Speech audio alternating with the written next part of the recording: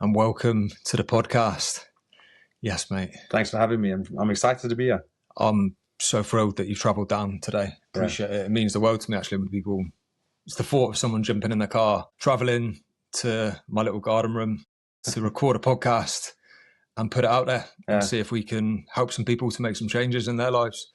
So we can do through our discussion, yeah? Yeah. Do you know what I mean, just on that, is in any other world, it's not a little garden room. This is a window to potentially millions of people that could learn. So, but if there was just one person here, we'd have just as much of a good time and value add, because that one person matters just as much as a million. I thought of that. Yeah. And because we're up quite high as well, you do feel that. Imagine that, big speakers, everyone's there. Yeah, but that's what it's all about, huh? And before we start as well, there was something on that where I looked at the analytics the other day. Yeah. And you can trick yourself into thinking that the impact is small and that 100 people listening to a podcast is small. Yeah. But then what would you do if there's 100 people sat there now watching, listening? Yeah. It's completely different, but the impact... Even 100, so I was saying to you before we started recording that I had a gaming athlete business and I had to stream for 2 years. And, there you can see the live viewer. So, on Riverside, you can have guests. I mean, you can have your audience come in. So imagine the whole time you're streaming and all you can see is yourself, but you can see the chat. You can see the analytics. So like how many people are watching, and you start off with 1 or 2 in the beginning, and then you get to like 10 as an average. You get to like 20 as an average. So I got to about an average of 17 viewers over that period of time. The most I ever had, someone raided me and there was like 98 people. It's like, I don't know what to do. But there were times where that 17 average dropped to like 10. Then at times in that, like you'd stream for like 3 hours, and then obviously people are living their normal lives. Yeah. So they've got kids or they're gaming. So they'll come in and they'll come and say hi for 15 minutes and then leave. And so there's periods where that drops down to like 2 or 3. And that, that inner victim, that what about me? Like I'm putting all this effort in, that type of motivation starts to creep in, and you just like, oh, why am I doing this for 2 people? But then actually I'm doing it for 2 people. And as soon as you realize that the numbers are the vanity, but actually the effect is just that one person, because that one person could have a kid that they've either been shouting at or someone that they could go and make a difference to, then you start to realize that if you're pitch up for one person, because that's what matters. But if you continually pitch up for that one person, then it's to your own detriment, because you then you can't, at the end of the day, you got to be able to support yourself. So it's how you stop blind faith from also then coming in. Yeah, and there's a few other variations of that as well, where because certain podcast episodes haven't gone well at all, and I couldn't put them out, that made me think, because there was still so much value in it, that I got to learn from that person, he got to learn from me, we connected, we built our friendship. So then the next time we do a podcast, it's not wasted. It just means I've got a better understanding of that person. But not only that, the impact he had on me then knocked on to the next podcast I did, because I'm referencing information that he's given to me. Yeah. So nothing's wasted. Nothing at all. Yeah. So let's get started. All right, let's go for it. So today I'm joined by Don Armand. Don is a professional rugby player, former Exeter Chiefs player. Yeah. So local to our area, Exeter Chiefs, and he's part of the winning team. So we're going to go back to those moments. The golden era, without a doubt. I must admit, I've never been a big rugby fan. I'm a football lad, but I've been to see the Chiefs a few times. I went to see them in that era, and to have you here today is just amazing. So thank you for coming down. No, I appreciate it. Thanks for having me. And it is. I mean, when I say the golden era, I'm like actually realized that the people that got Chiefs to the Premiership could have been considered the golden era. And there was guys before them. So your point of like building on, I was just part of my golden era.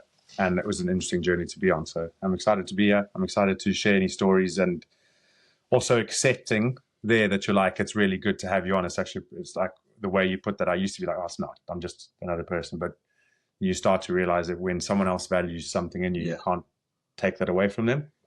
So we'll talk about stuff maybe in the journeys and stuff about learning inner value and all that kind of stuff comes into it. So, and I think as well, there's so much value in what you bring, because I did my research that I always do before a podcast, and I knew you weren't just this ex-rugby player. It's evident from your social media. You're a podcast host. You've put out nearly 100 episodes now. Yeah. Dating back for almost 3 years. Yeah. So that shows me that there is so much value inside you, but also an intention to do a similar thing to what I'm doing. Yeah. And that's to share with others, but also learn at the same time as sharing and evolving. Yeah. And it's all with an intention, I believe, to become the best version of yourself you're possible of becoming. And that's not, how can I be the best version of myself today? It's how can I grow in the future to a person that I'm not yet. Yeah. And is it just to add into that? So if someone's listening, but Don, you played for England, and I played a couple of games, and you were at Chiefs for 9 years, and you know, some of the stuff I might say, you've already been at the top. And I'm like, yeah, but what I see is there's a very big difference between the performative side of what people can do and how they feel when they're the performative side. And when we talk about being the best you can be, it's not about making millions. It's not about having a six pack. It's not about any of that stuff. It's about how you feel when you are externally succeeding. And I don't think to date there is enough narrative, lessons, ways to, or even the way we approach life in terms of our mentors that have mentored us, the way we mentor people, that really show the importance of that.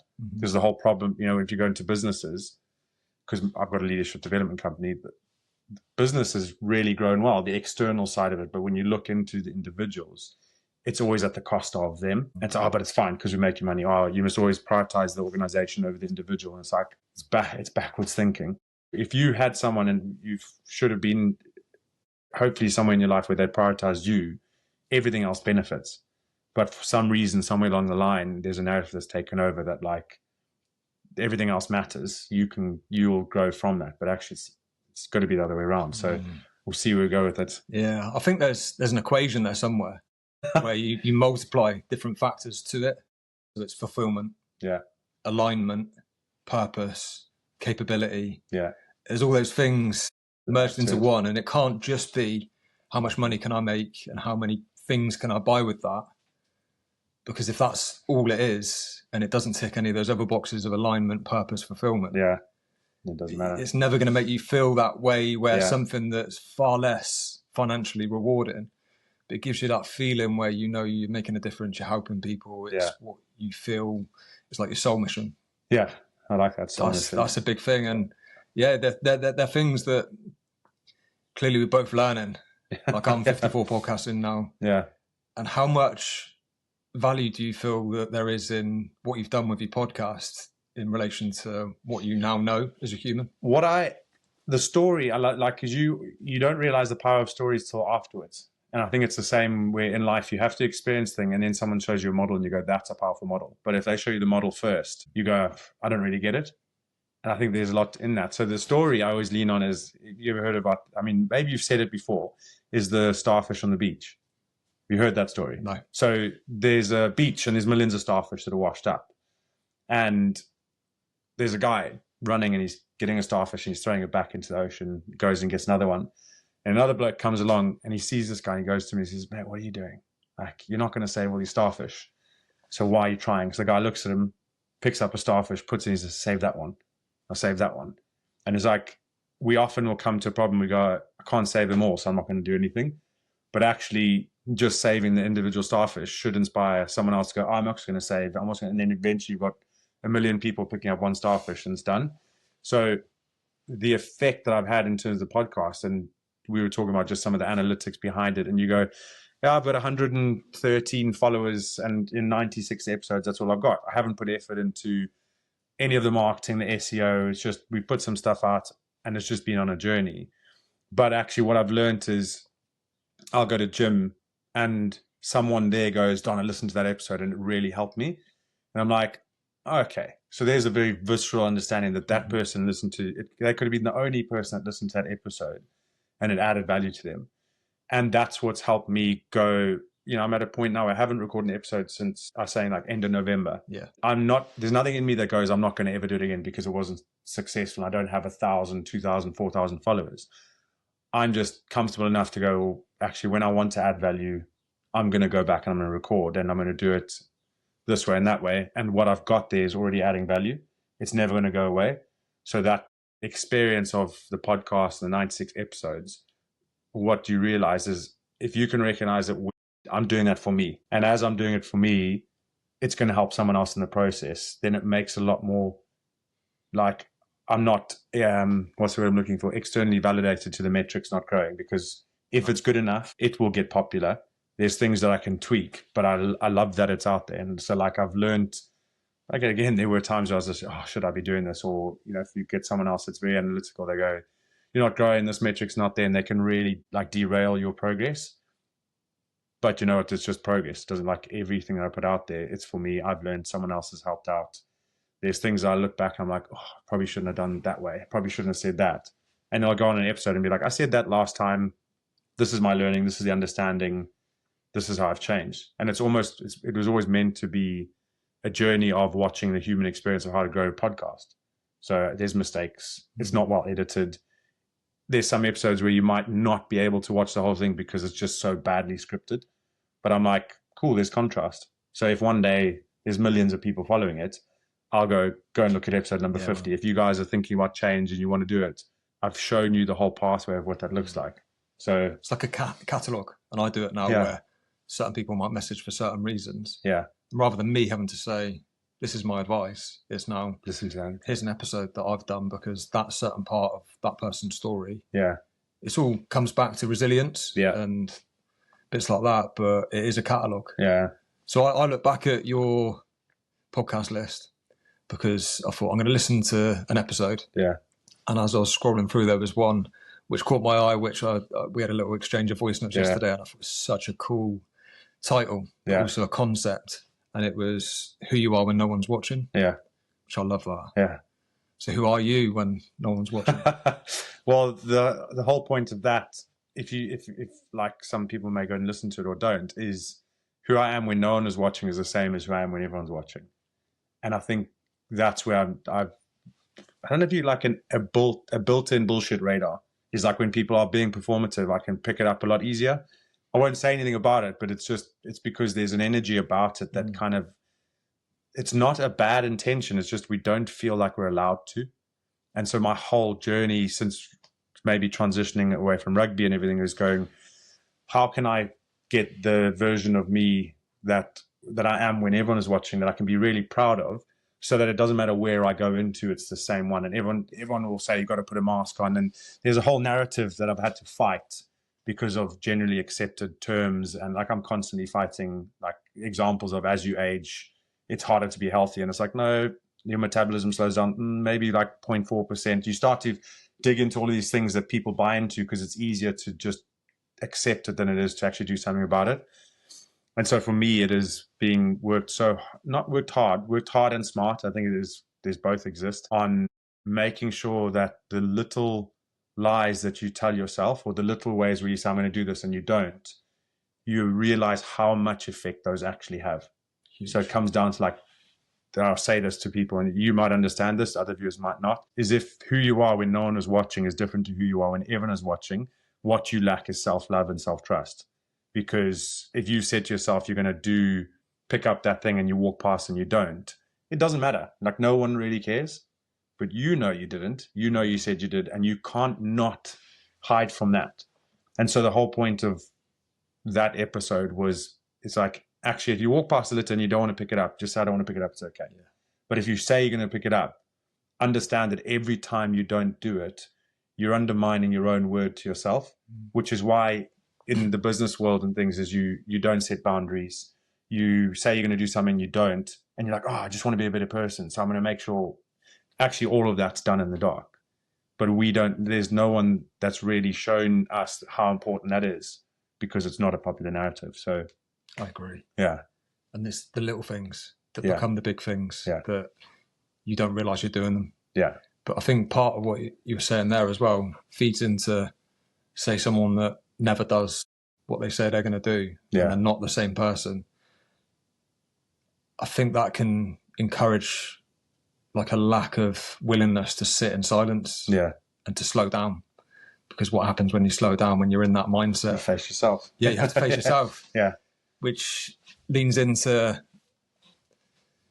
like avoidance, and distractions, and which then you can explain scientifically in nervous system. Fight or flight. What we were talking about before we started. I think, have you ever read a book called Conversations with God? No. It's fantastic. I mean, it's not a religious book. It's a person that sat down, and you know how some of the books will say, this voice started to speak to me, presented itself as God. And there's so many really cool lessons from that. Well, one of the things I've taken away is you either operate from two core emotions. It's either love or fear. Everything else is presented in its own way. It's whether it's anger, sadness, ambition, all of those things are fear or love disguised. So if you can start to question, am I operating or thinking from love, or am I operating and thinking from fear? But realize that your first answer is going to be fear disguised. So you could be doing something that you go, no, this is out of love, this is out of love. But actually you're doing something because you don't want X to happen. I don't want my kids to grow up like this, so therefore I'm loving them. And that's out of love. And it's like, well, actually, you're operating from fear because you don't want your kids to grow up in a certain way. That's fear. You don't want something to happen. Whereas actually, if you said to me, I'd love my kids to grow up and be whoever they want to be. And make their own mistakes. Because I love them. I'm so based in love that whatever happens, it'll be okay. Which, when you bring down to nervous system, it's either the world is safe and I'm capable, the world is not safe, I'm capable, or the world is not safe and I'm not capable. Yeah. Which, before I had kids, or when my kids were younger, I was actually far more concerned about how I'd react to certain situations that happen now as a father with two teenage girls, a teenage girl and an 11-year-old, because I do want them to work these things out for themselves. Which I didn't think that would happen. I thought the way I used to be as a man, like, no, I have to protect them. Whereas now I'm like, nah, cool. Like, they come to me with a problem, we're like, that's on you. And both exist, right? Like, you still do have to protect your daughters from the right things, like, because then there's blind faith and blind optimism, and I don't want to throw the negative narratives out there because I actually don't agree with them. But when you're operating out of fear with your kids, you want to protect them, you say you can't walk to the shops because you might. And then suddenly you start to go, sure, but I don't think the world is safe. And it's like, why do I not think the world is safe? How do you empower your kids if your whole narrative, you go, but I love them, I don't want them to get kidnapped. That's love. But your whole narrative is them avoiding something that's a perceived threat. So actually, and when you start to question, it gets very scary, because then even now you start to go, sure, but the whole time my narrative is based on the world is not safe, but I'm going to make myself capable. And just by realizing that, then you'll recognize that your nervous system is always in protect mode, which is because it doesn't feel safe. Absolutely.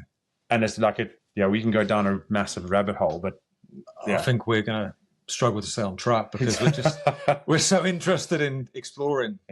It's that exploration, because I could have gone off on so many other wild tangents there, and I think it's let's draw it back, and let's talk about yourself, and just tell us some stuff about yourself. I understand you grew up in Zimbabwe. I'll go quick story. Story. So quick story is I was born in Zim. We were farmers, and I went to a co-ed school, and I'll tie normal stuff in. Like, I was a co-ed school, top sports, top class, head boy at school, and war veterans then took over our farm, and which meant that we couldn't farm anymore. So we tried to move into town, and my dad traveled up, but they got more violent. They started to block roads with stones and beat up farmers and beat up the farm workers. My mom and dad were like, no, we can't stay anymore.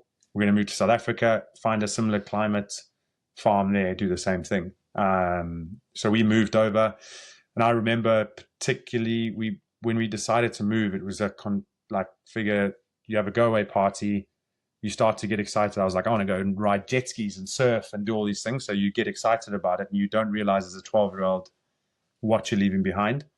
So we all packed up the car. I remember at 5 o'clock in the morning, we leave the house with everything that we owned.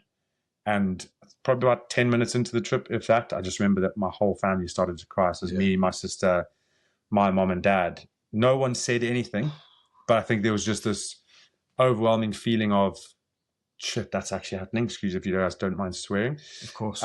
So we then moved to South Africa. It didn't get easy. So I went to an all-boys school, Maritzburg College. It was very much, they had a system of when you're in the first year you are a rat. And so like you're trying to, like it's very military-esque where they build you up, so that by the time you get to sixth form, you present yourself as a man that's earned his right to be there.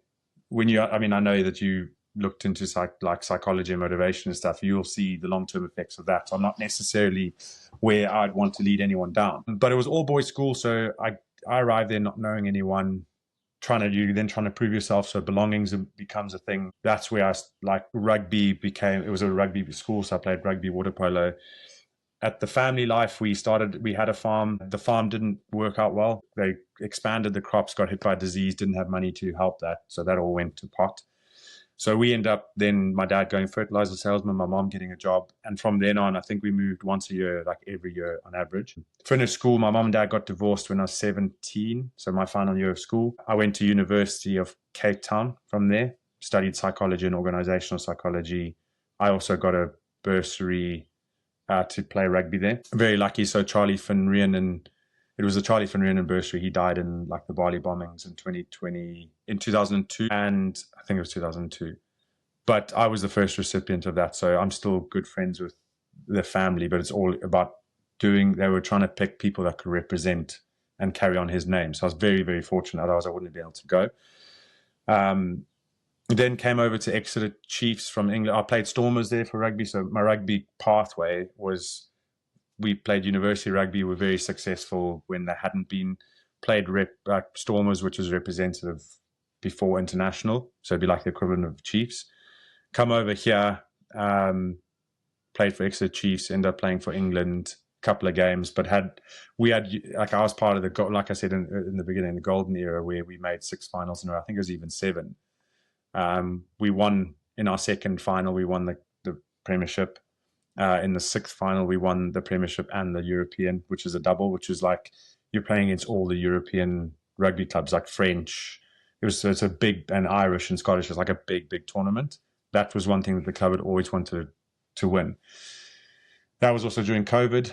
So there's interesting stories about like training on your own, playing with no crowds. There's a very, like I normally go into an interesting injury story and where we talk about the deepest death of the soul or ego.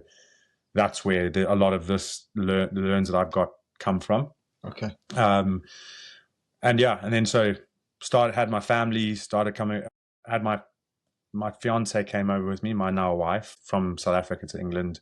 We've got 4 kids. I retired in 2022. My mom and my in-laws live with us. So we have 4 young kids, 11 down to 3. We've got in-laws live with us. My mom lives with us. We hire out a pool. My wife's a chartered accountant. She's got 2 businesses plus a digital course. I've got my leadership development business, and then Identity Human, which is the podcast. It's got a digital course of its own, but I haven't really progressed it much because I was talking to you off record. I always say, like, you want to be able to lead people to a certain outcome. When I see that, I'll fully dive in. Now the problem is it's human mind. The human mind's complicated. It's like there's so many different timelines you have to consider. So I want to make sure that I know it sounds like I've already done a couple of launches, but it's just at the phase that it's at, because kids, I live a life where I'm super grateful in terms of we've got a motto of you'll never get the time you spend with your kids. So we prioritize that and things have to fit in around that. Yeah, that's everything. What else have I missed? That's a brief flyover of my journey from Zimbabwe to England and what we've currently got going on. That's beautiful, man. Yeah, thank you. Yeah. What a story. Yeah. I love that.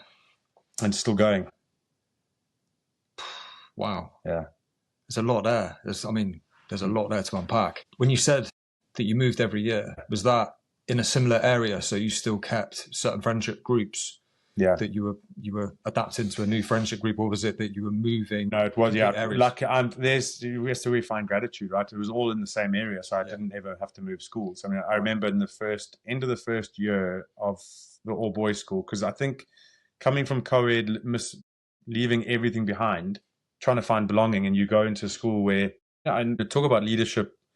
If we ever talk about leadership, I understood why power is a scary thing, because I was a prefect at school, and I don't like, if I look back, I'm like, you just lead the way you were led. So the prefects are we just shout at you, right? So you get there as a 14-year-old, 13-year-old, no one cares about your story, because realistically that's life, right? So you pitch up at this all-boys school, you can't stand on higher ground, you have to say please at the end of every sentence, you're shouted at by, it's like going into military where they are literally like shouting at you, like you do face testing. So going into the prefix study and there's like 8 prefix and like, what's his name? What's him? And if you're not attuned and if you're not psychologically safe, if you're like all of this, we can look back on and explain it, but it had such a visual like effect on me at that stage that it just meant performative identity was one that really had to try and protect me. That's why I was like, okay, good at rugby, so I can play rugby, good at water polo. So I ended up playing for SA Schools water polo, first team water polo. At rugby, I made representative, but I didn't, at under 18, didn't get high enough because of the quota system. So I literally had a conversation with the KwaZulu-Natal, like A-team coach saying, you're dropping down 2 teams. We want you in the team, but we have to fill the quota system. But you can go and captain the C team. And then from then on, I said, I got offered a bursary to go to a potential 6 years in New Zealand as a tight head prop. Off the bat, like after that, so it's like you play the C team, but you want to go to New Zealand and be a tight head prop. And I was like, no, I don't want to play tight head prop. None of it appeals to me. And the coach then, he said, I really hope one day this doesn't actually affect you too much, because I realize like you had the potential. Luckily life worked out, right? So yeah, I think there's lots of ways that we can dive into the moving once a year. It was because we bought a house initially, then because the project didn't go, you need the money. Yeah. So parents are then doing everything they can. That's where I can understand why they end up getting divorced, and you can dive into each one of like the effects, like living with my mom now. If, I always go by lived experience backed up with knowledge, not knowledge from a textbook first.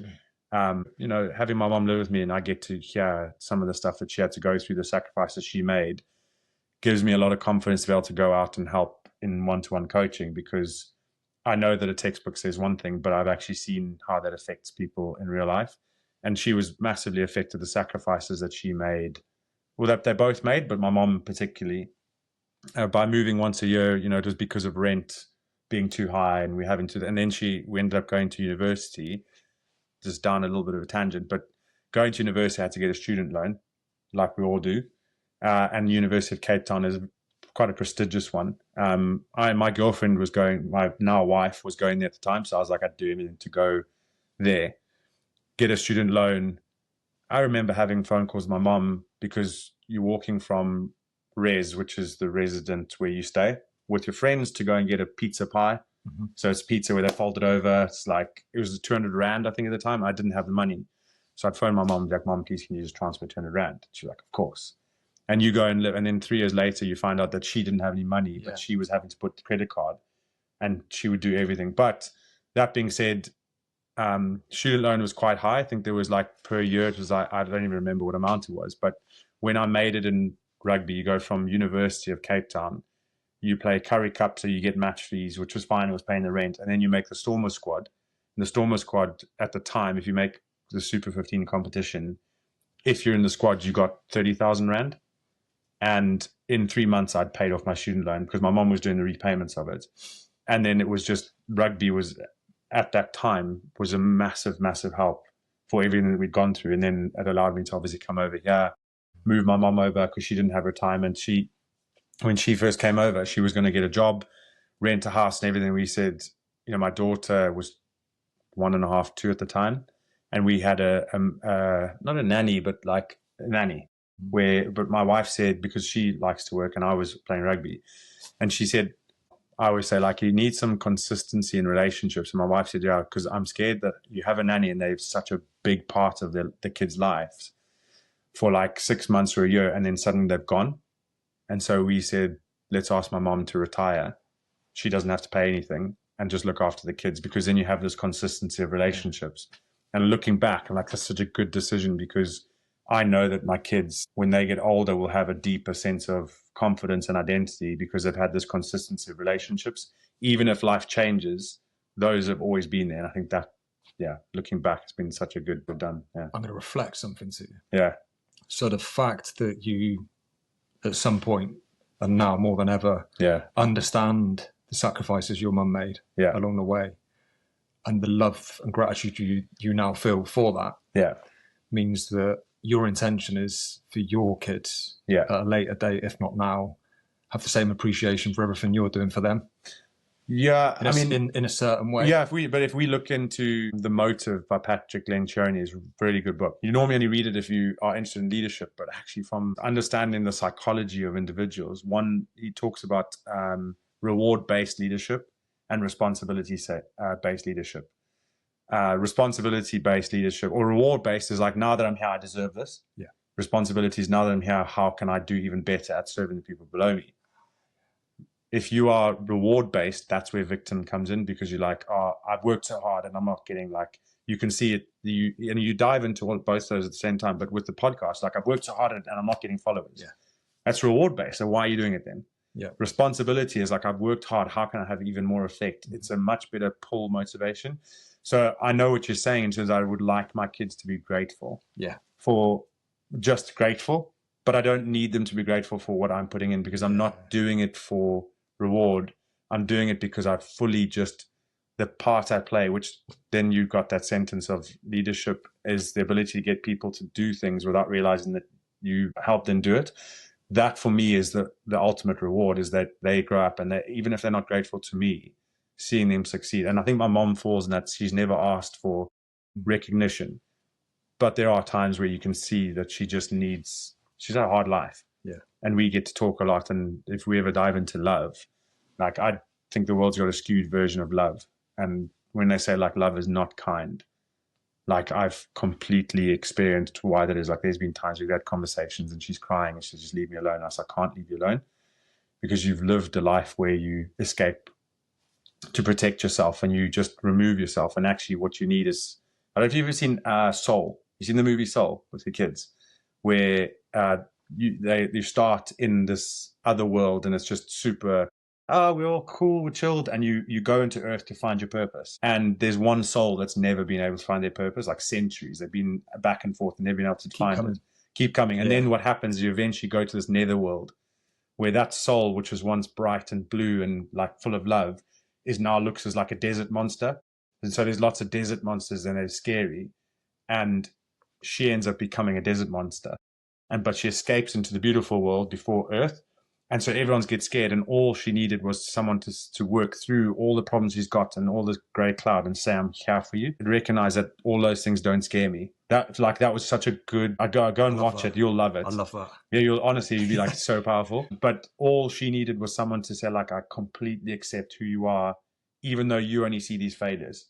And I've used that as an anchor for sometimes when people are so overwhelmed, scared, they've got all the trauma that they speak about, and all they need is for someone to say, it doesn't intimidate me. And I know that you're going to hate me for this, but I'm not going anywhere. That's love. Yeah. Because it's not easy, and they can potentially hate you for doing it and put all of the blame on you.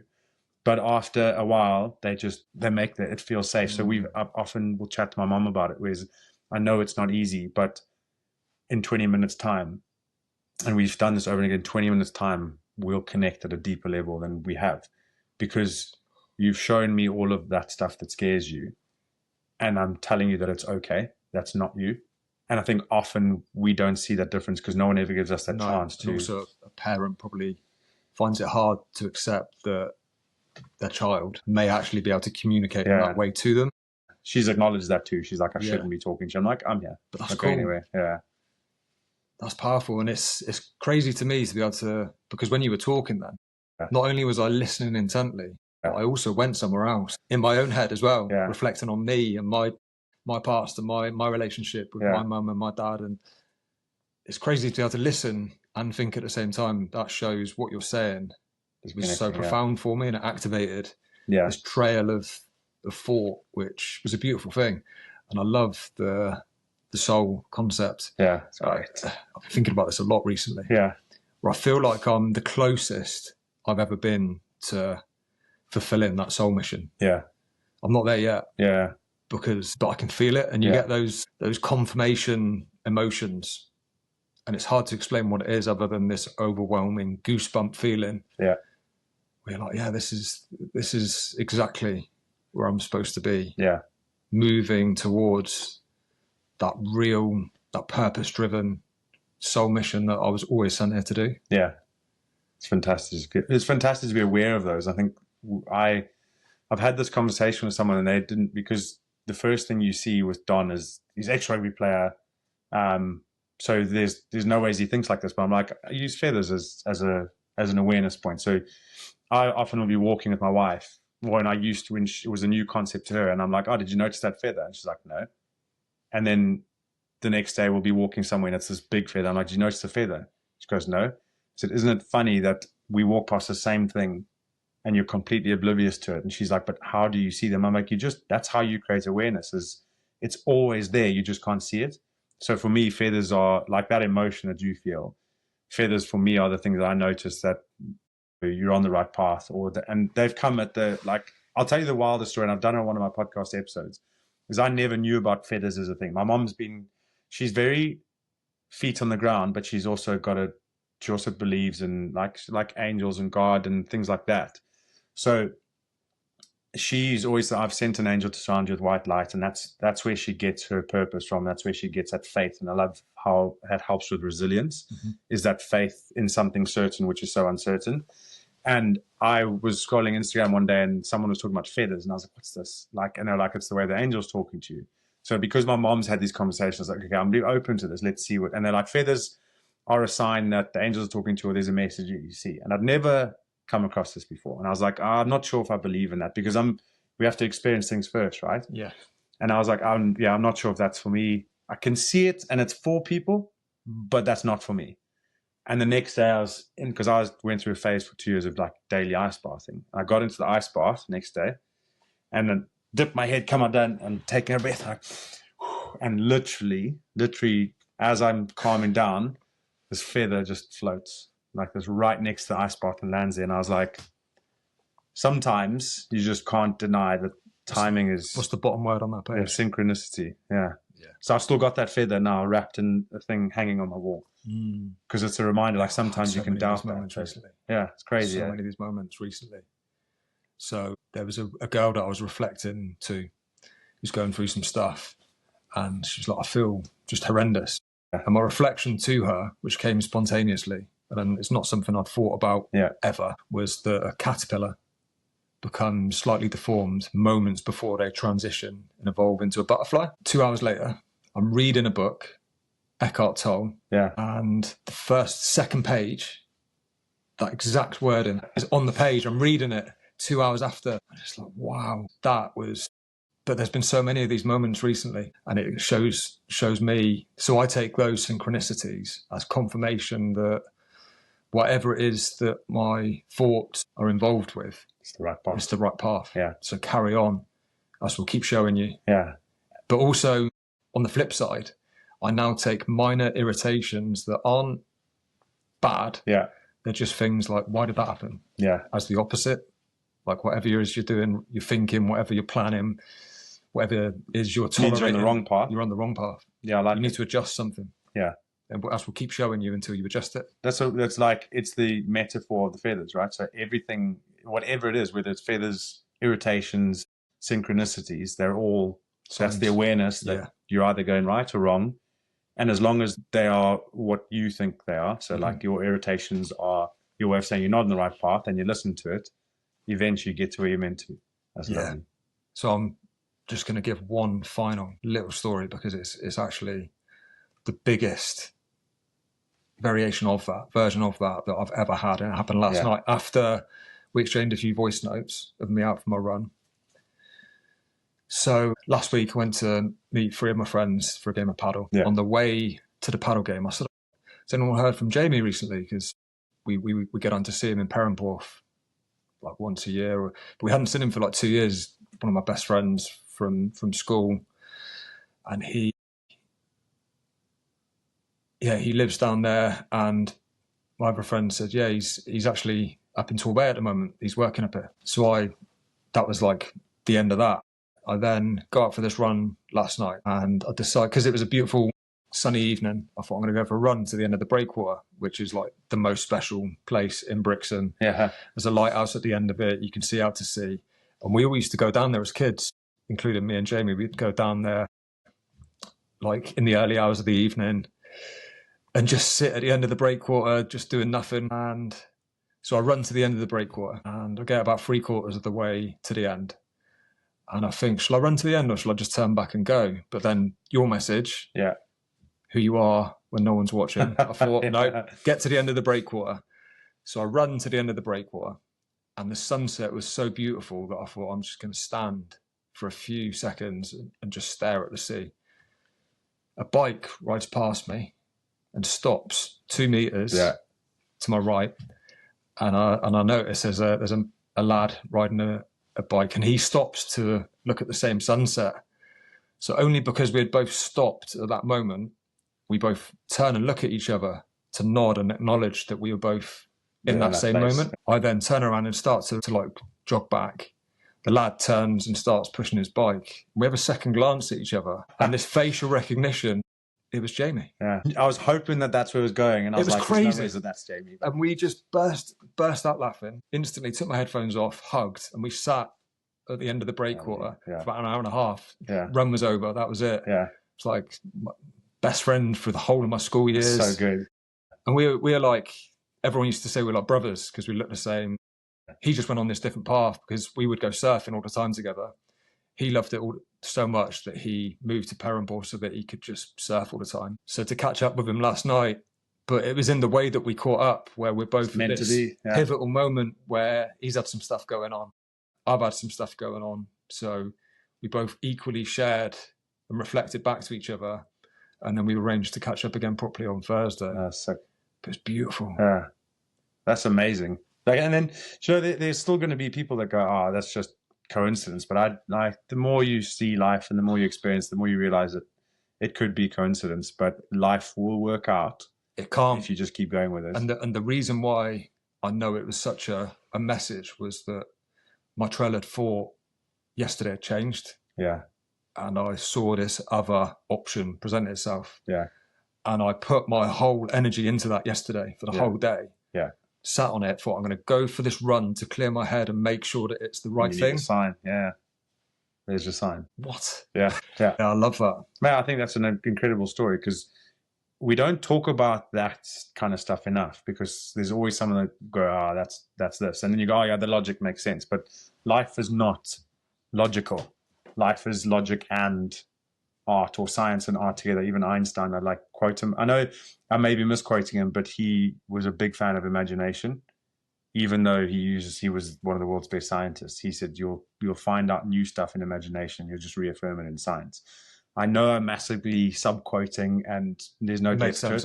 But for me, I don't need to understand in depth to see what he realized. And you see that pattern everywhere. It's not just one thing. It's like you were saying, at the beginning, it's a combination that all make it. I think, have you heard much of Alan Watts' stuff? I've only just recently come across him and started listening on Spotify. And one of the sentences he said the other day, he says, the price you pay for specialization is ignorance. And he breaks ignore and. So like, he's like, you can be very good at knowing something, but you will not see how everything else is connected. And I love that because it just is a way of making you go, okay, what else connects to the thing that I know a lot about? And then you start to realize you don't know much about it because there's so many things to connect. Yeah. The more you know, the less you know. Yeah. Yeah. And you got to be comfortable with that. Yeah. But then that's when it becomes interesting. Yeah. And you become curious. Very curious. Yeah. Which clearly we are. I love it. So, looking back, were there synchronicities happening for you all the way through that you maybe weren't aware of at the time, that looking back now you see them? It's a good question. I haven't actually looked back to look for synchronicities. Do you know that? That's why that's a very good question. Do you miss them completely if you don't see them as well? I don't. I think that you don't miss them. You just go with them, and you don't realize that you're on the right path. But I think sometimes you don't need those signs. No. I think sometimes in life you're like, the downside of awareness is you're aware, which means you're aware of the downs and the ups. Whereas if you're ignorant, you're like, ignorance is bliss, right? You can walk into a room and not be aware of things and have the best time, or you can walk into a room fully aware and hate it because you see how much is going on. So the synchronicities, not being aware of them, just means that you end up where you end up.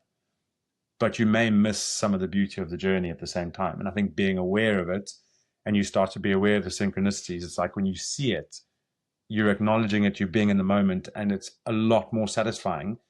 Wherever you end up, you go, yeah, I've really got so many moments out of that. Whereas I think sometimes, and because I went to university, and there's so many times you look back and you're like, I was in that party, if I was at rugby and we're having the drinks, you were in the moment, but you weren't really bringing it in.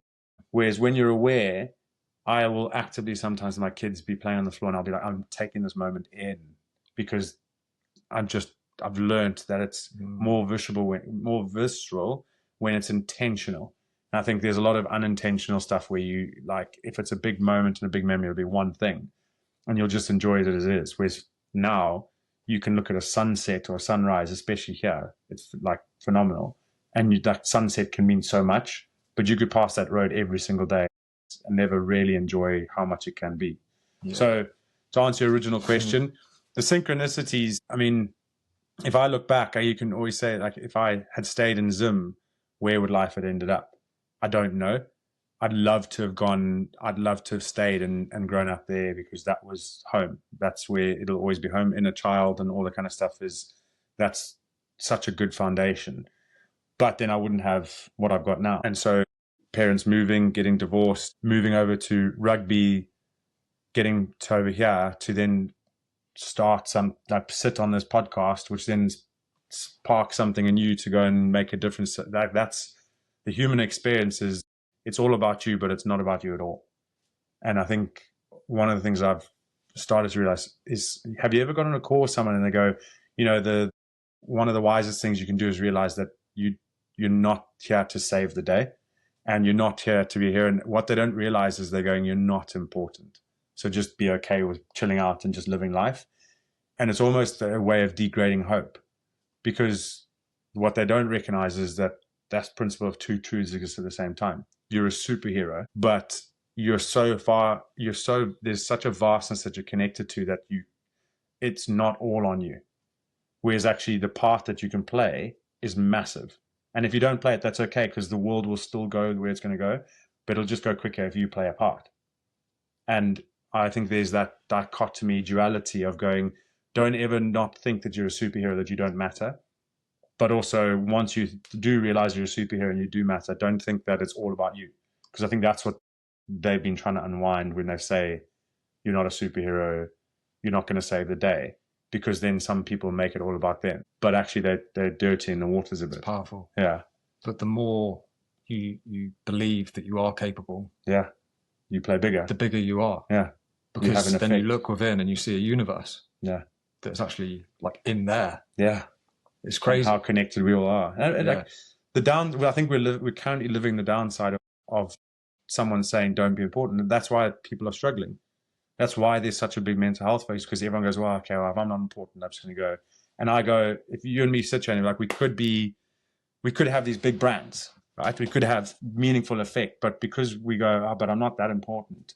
You go, okay, no, I don't really have to do it. But if I said to you, Ollie, like, if you could tomorrow go and start a community thing and get your saunas going and save someone's life, do you realize how important you are in that person's life? And you go, flip, yeah, I better go do that. Like if I said tomorrow someone is good, you're going to save someone, you would jump to it. But because we don't see those, we go, but I'm not really going to, and they'll be fine. And if everyone does that, the way that then adds up is that no one ends up doing anything because they don't realize the knock-on effect of their lack of action. It's the same thing as if you say, why should I post on Instagram? Because it's just full of nonsense. It's like, well, that's why you should post. Because it's full of nonsense, and everyone that doesn't have nonsense to say goes, well, I don't want to post because it's full of nonsense. But if you wanted to make the change, this may be me talking to myself here, is post your stuff, because then it makes a difference. And if I see you posting something, I go, actually, I align with that. I'm going to say something similar. And then 15 other people do it. Then all of a sudden 30 and then Instagram comes to a place where people are inspired, having the effect to go, we don't have a mental health crisis. Collective. Yeah. Collective starts with individual, right? Yeah. Fully agree. Yeah. And these are all parts of my journey over the last 2 years, 3 years, where I've been part of that as an outsider, looking in, inspired. Yeah. And now playing a part. Now So someone had the moment of inspiration for you. 100%. Yeah. And you're doing that for other people. And you look back on that all the time. You know where it started. Yeah. To me, it's like, when did I open my eyes properly? And it's when was that? Open. When was that? 2 years ago. Okay. In a coffee shop with my friend Gary. Yeah. What, did he ask you a powerful question? I reached out to Gary because I was struggling. I was at rock bottom. I was doing everything wrong, putting all of my energy into the wrong things, work, ultimately. And to me, even the sad thing was, even me finishing work on time that day, going to meet Gary, who was another friend I'd lost contact with for 10 years. Good friend, best friends through our 20s, drinking buddies. Gary went away for 10 years, worked on himself because he had that moment 10 years before me. Went on this mad journey, traveling the world, learning from top coaches, Peter Crone, Peter Sage, directly. Now works for Peter Crone. That's amazing. Directly, as one of his top mentors at his mastermind retreats in America. That's sick, yeah. But Gary's always been there for me. But he said that he knew he would come back for me when I needed him. So it had to be me. So I said, Gary, let's go for a coffee. So we go for this coffee. Gary knew what the coffee was for. Yeah. I knew what it was for. And I listened to him intently. But the beautiful thing was that when I shared some of the stuff that was going on in my life, he didn't just come back in with his reflections and advice. It was always, do you mind? Yeah. Can I? Yeah. Permission. And it's a beautiful thing So because important. then it comes back, the control's then back on me. And I'm like, yeah, I'd love to hear your advice.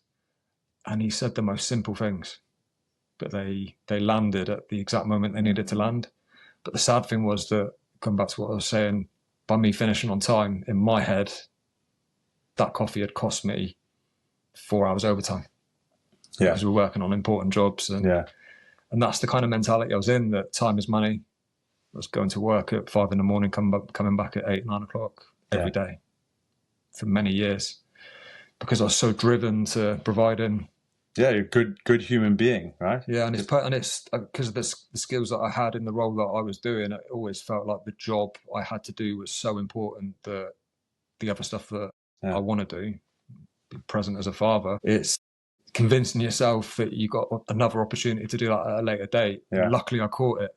And it's the thing I'm most grateful to myself for, is that I've put right those things that I needed to put right. But on the flip side of that, if I hadn't have put the effort I was put into working hard, I wouldn't have the beautiful house I have now. So I actually believe it all happened in the right order. Yeah. So, everything has to happen. Everything has to happen in an order for you to be able to experience and to get the insight that you've got. And so that's where I suppose your thinking goes along the lines of everything that's happened to you is a gift. 100%. If you can see it. No, 100%. But someone listening to this goes, oh, but this is happening to me. It's not a gift. It's fine. I think that. It will be. It will be when you're at the right time, right place, right? Yeah. But, and I think that's where we, like, the narrative and perspective finding to the wrong person comes across as toxic positivity. But I actually never, one thing that you don't ask is, if you think anything is toxically positive, doesn't that put you in a toxically negative space to see it that way? Mirror. And that's where it's. I think people have played small on a positive perspective finding because they don't want to upset those people that don't see that. Yeah. But actually, it's about being able to speak your own truth. You know who you are when no one's watching. Actually, speaking your truth is part of that. Like, when you get the confidence, the self-trust to go, this is my opinion. This is how I see it. And even if you disagree and you throw your toys at the cot, that's okay. Yeah. Because that's not on me. It might open the passage for you to find what is right for you. Yeah. And no one said it to you because they don't want to upset you up until this point. Yeah, and that was the very thing inside me that stopped me from posting for around 6 months. Yeah. Even though I went out and recorded videos of what I felt, but I deleted them, didn't post them. Yeah. Because I was so scared of what people would think. And there are still people that disagree with it vehemently, and there's still things going to be wrong. I think that's where we set ourselves up to fail. So we think we can only post when it's exactly right, which is what I was alluding to earlier. I was like, maybe I'm doing that. So how did that feel for you when you were at the Chiefs? Yeah. And you're surrounded by, I'm assuming, strong characters. Yeah. And you had this thing. I mean, were you already posting online at that point, or was it something that came? in that period? Social media wasn't a big thing for us in rugby. So you would have gone through a similar thing internally of for the gaming athlete. What are the lads going to think? The reason the gaming athlete didn't succeed is because they asked me to keep putting myself out there. And I was like, not a chance. Not a chance am I going to do that. And they're like, you have to. You're the person behind the brand. I was like, no, it's all about the brand. So then the brand was the external, but the internal wasn't showing up. Mm-hmm. And so gaming athlete was one of the best learns I could ever gone through, because it really revealed the character in me that wasn't able to lead that business, wasn't able to run meetings well, because it was all, whether you want to call it nice guy, people pleasing, just not recognizing that there's spectrums in life. And I was perhaps sat in this spectrum without realizing that you needed a bit of structure, you needed a bit more of this, and how you start to learn those things. So who you are when no one's watching was different, because if you want to talk, so my brand's called Identity Human for a reason. And if you hear my story, it was like from Zim, there's one identity, to South Africa, another identity. If you start to think about everything you do has an external identity. So rugby was, as a performative identity, you couldn't fault me on that. Like you're always going to feel like an imposter in whatever you do, but I didn't feel out of place in terms of capability in rugby, because that identity was solid. Mm-hmm. The character I had within that felt way out of place, because it had never been worked on. Never had, if you think like mom and dad getting divorced, there's just certain mentors that you don't have. There's things you don't learn, that when you get to be around strong characters, and some of them probably do have that confidence, and you don't, you go, that's challenging me. I'm not really sure why. So rugby identity, then you go into becoming a father.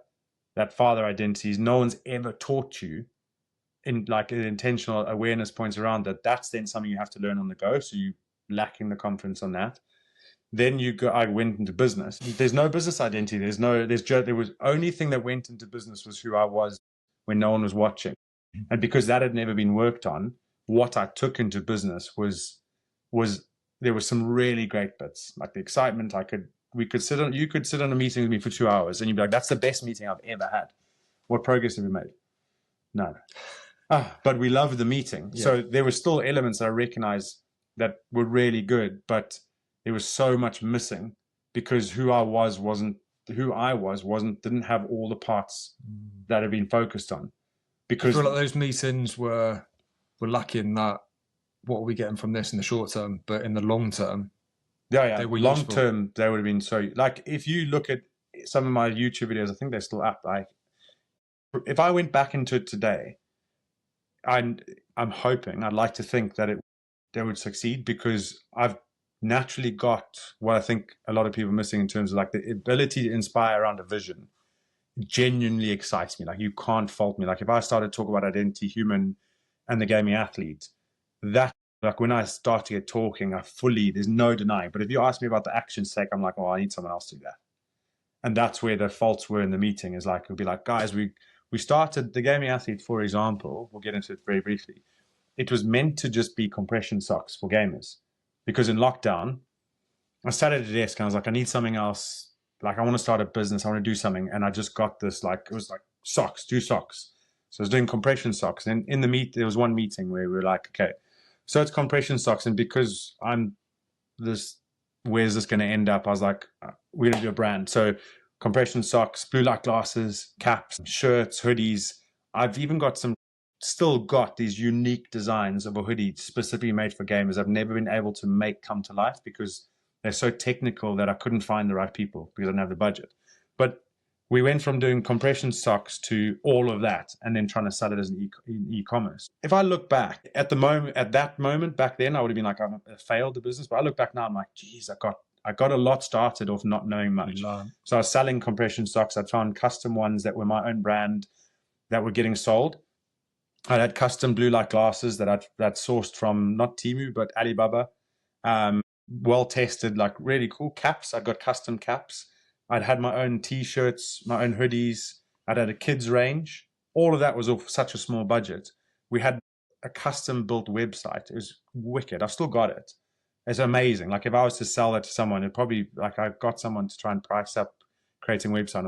It was like 5 days ago, it was like £30,000. Like, I know I could get what it had was incredible.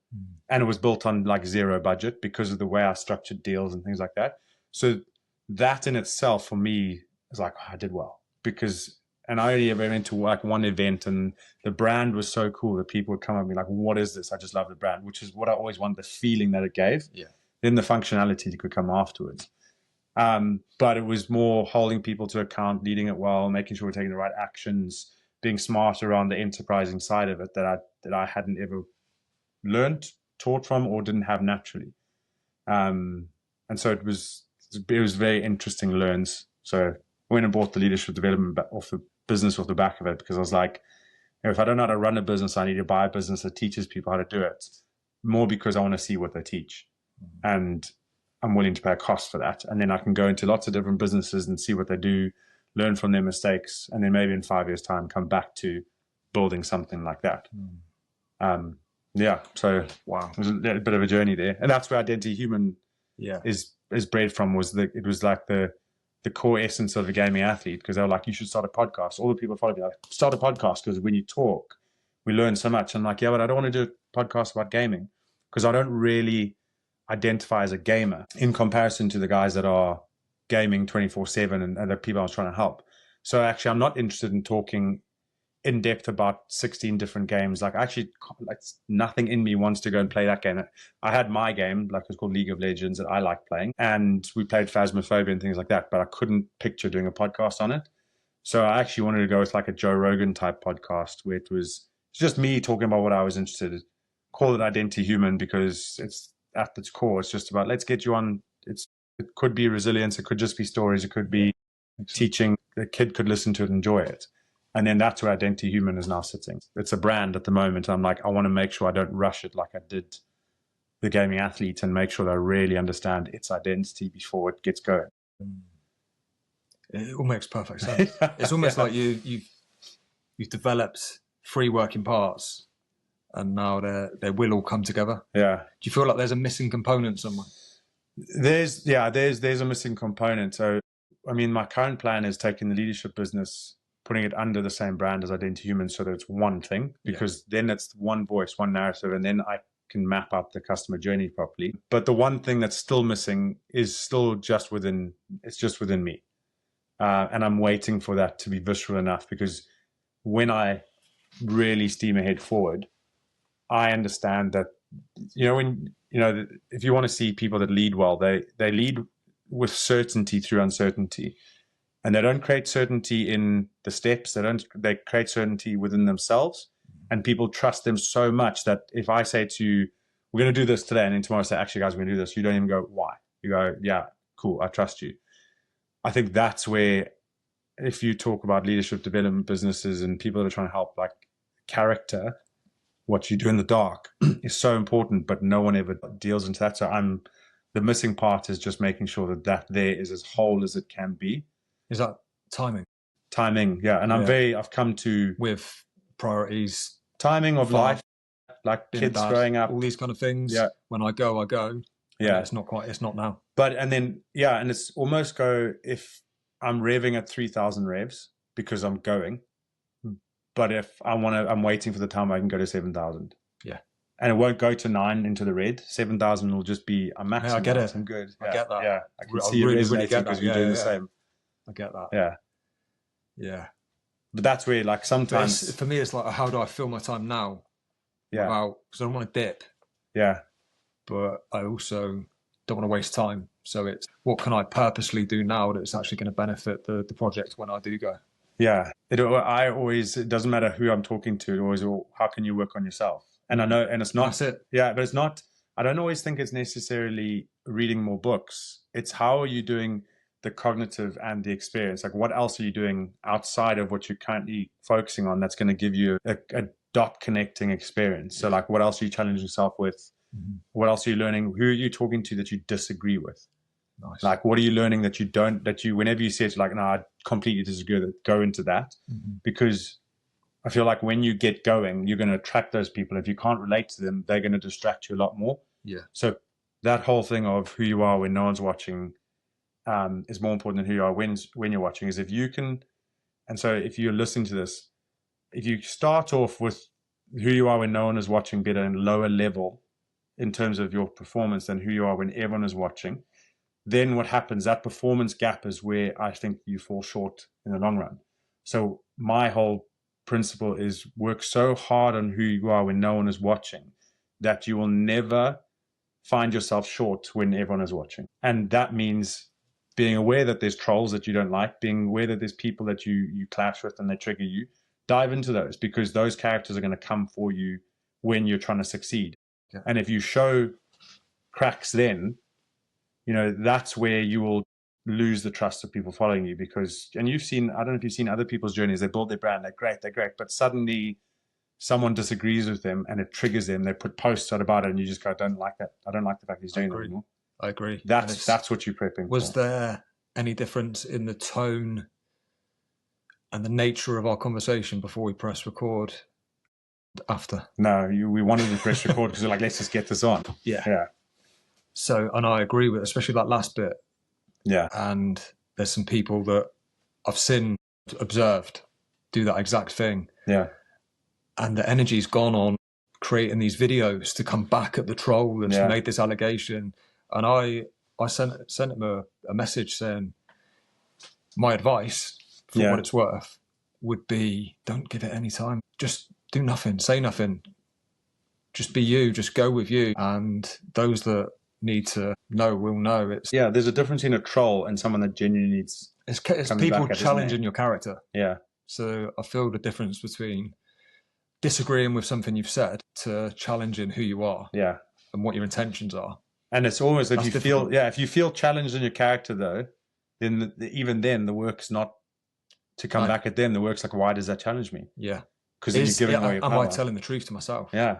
And I think that's what always comes down to it, right? If I'm not, then I need to ask myself a serious question, because I'm guilty of it myself. Yeah, we all are. Where I really want to be a certain person, but haven't quite got there yet. Yeah. And the ego creeps in. Yeah. And then naturally, sometimes when you're growing a brand or a podcast, you can fall foul of trying to manipulate certain situations because you're trying to achieve something with good intention, but still the way you're acting there isn't how you would necessarily choose to act. It's a complex thing, but just catching it and the awareness of it means you can work on that. Yeah. I think that you say manipulate and using certain situations, but you realize that everybody is doing that. Some people lie about it. Some people are honest about it. Some people lie to themselves about it. That's where I'm very happy with the fact that sometimes I know people are contacting me and they go, because they like rugby, they love rugby, and then they want to use me for their passion in rugby. I'm like, that's fine, because I don't think that there's very many people that don't go into some form of relationship or friendship for something else, because we're inherently, even people that work for charity are doing that because it makes them feel good. Mm-hmm. But they'll go, no, it's all for charity. Or look good. But that's okay. Feel good or look feel good or look good. Yeah. And that's okay.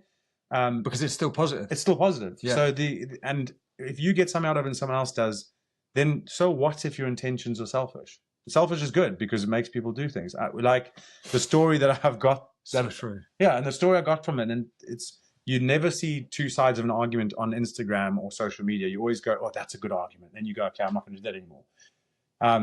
There was, I don't know if you remember, there was that lady that went and fed kids in Africa, a kid in Africa, and was posting about it.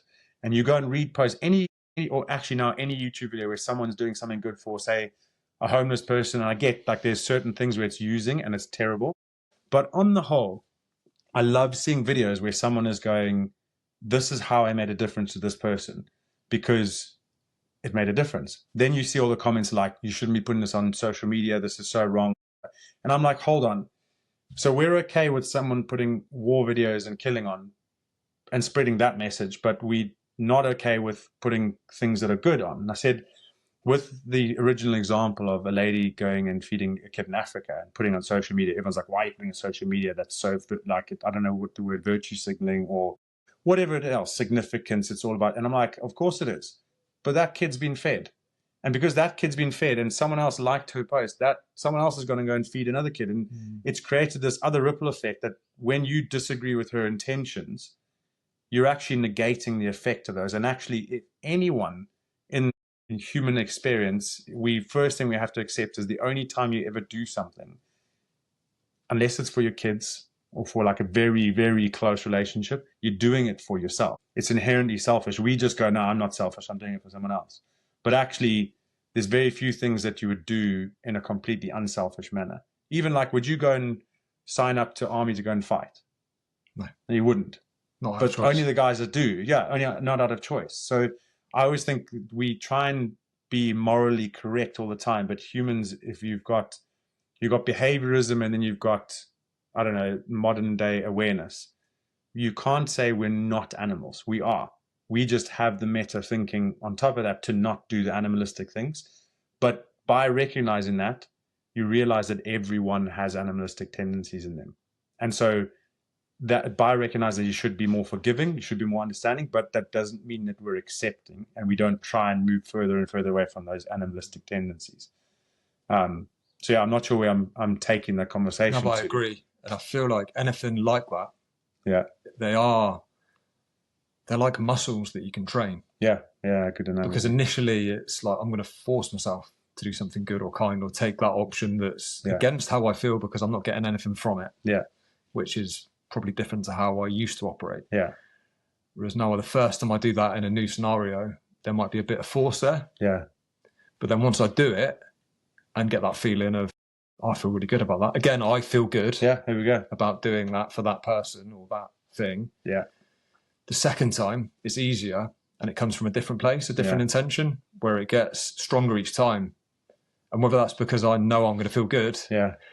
So always it comes down to that, doesn't it? I think it does in some ways. Maybe what we're getting here is the permission to do something good just because you want to be significant. Like, that's fine. Go and but what do reduces, wholeheartedly reduces, is I'm going to do this because I'm going to feel good and people are going to think a certain way. Yeah. That second bit reduces and it becomes more about... Then you play small and you hide yourself and actually realize that they can have all they're saying and they might be right in one context, but they're forgetting that by having that opinion on what's morally correct, which is different depending on your culture, they're negating the effect on that person. And the effect on that person is what we should all be going, look, man, you shouldn't have probably put it up for millions of views. You maybe should have asked their permission.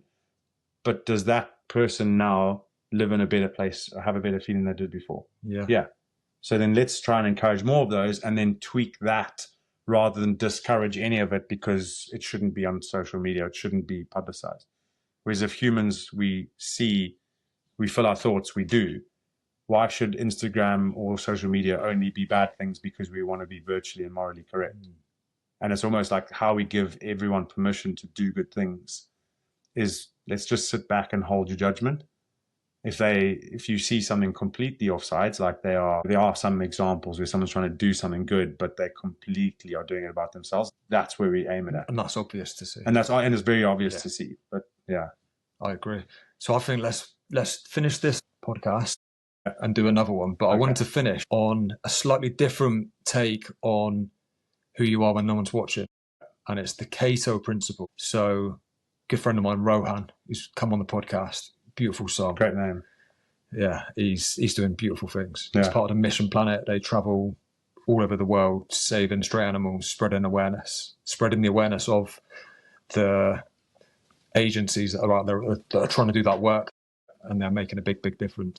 But Rohan, when I first connected with him, he explained to me the Kato principle of not only, because I said to him, who you are when no one's watching is important. He said, but there's a slightly different way of looking at that. Yeah. And he said that he's got 2 or 3 people in his life that he treats as his Kato. Yeah. So a Kato is someone that not only is it who you are when no one's watching, but what would that person think if they were watching? Yeah. It's just people that he admires or respects or he knows have got absolute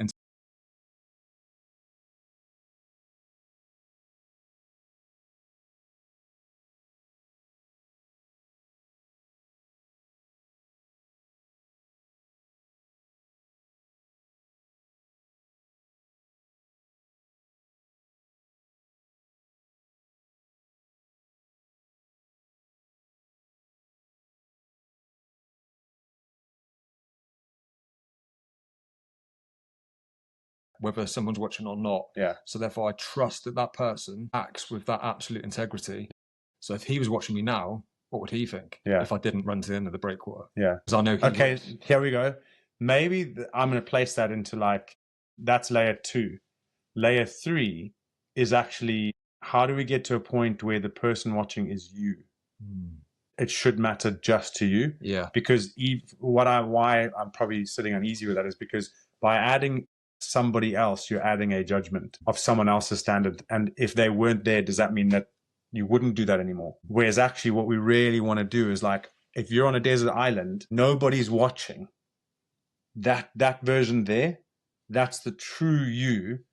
But if you're adding those in because they create a standard, it's like, great, I'll take your standard. I'm going to do that when you're not watching, so that if you did watch, maybe this is where the Kato principle is, and is that if you did watch, you wouldn't notice the difference.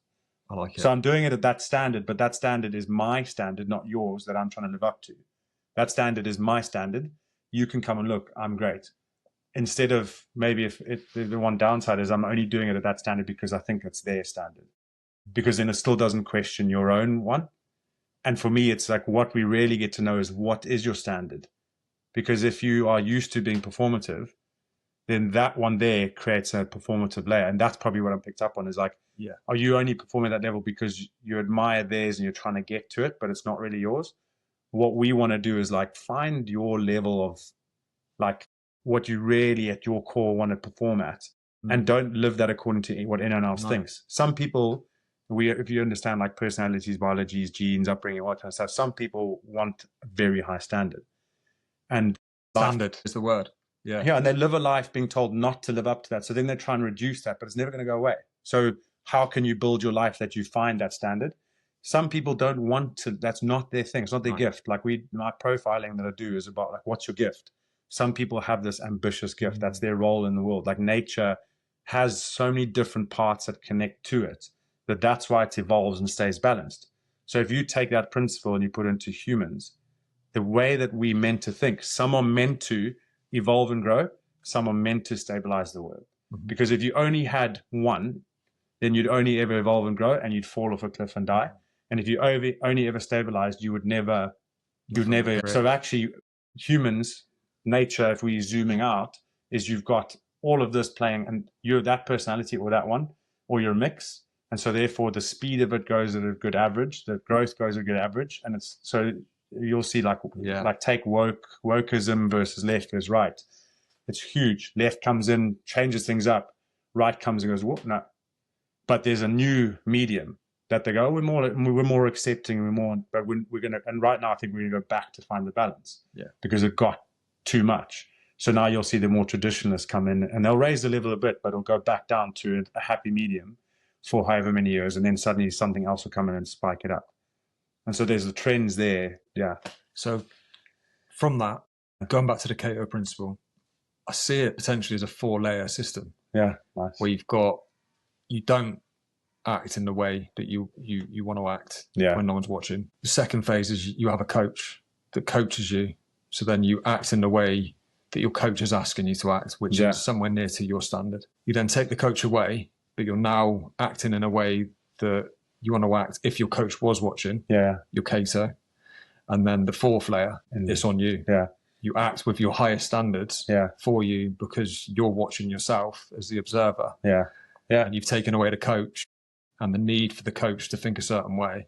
And I imagine if we read into the Kato principle, it might be that it's the principle in which you start. It's the stepping stone. Yes, the stepping stone in which you start. And it was important to me around 9 months ago. Yeah.